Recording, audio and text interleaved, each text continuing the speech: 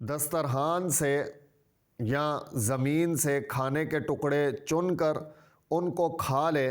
تو ایسا کرنے سے امن یجیب المضطر اذا دعا لا الہ الا ہو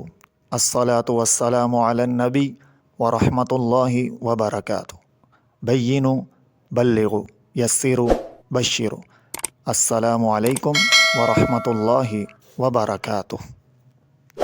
احیاء العلوم مشہور زمانہ کتاب ہے۔ حضرت امام غزالی رحمہ اللہ تعالی عنہ رحمۃ واسعہ نے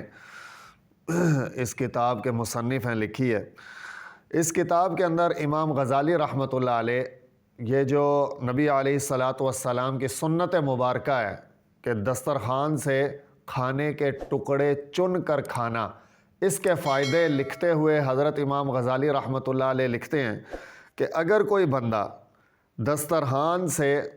یا زمین سے کھانے کے ٹکڑے چن کر ان کو کھا لے تو ایسا کرنے سے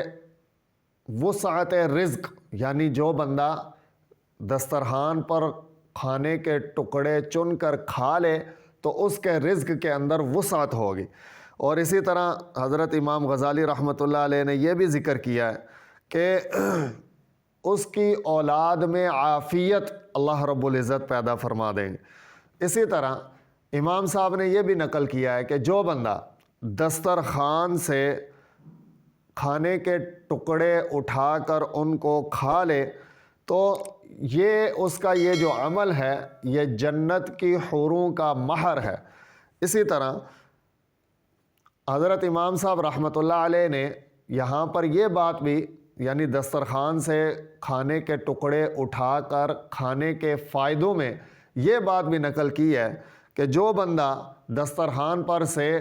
کھانے کے ٹکڑے چن کر ان کو کھا لیتا ہے، ایسے بندے کی اولاد جو ہے وہ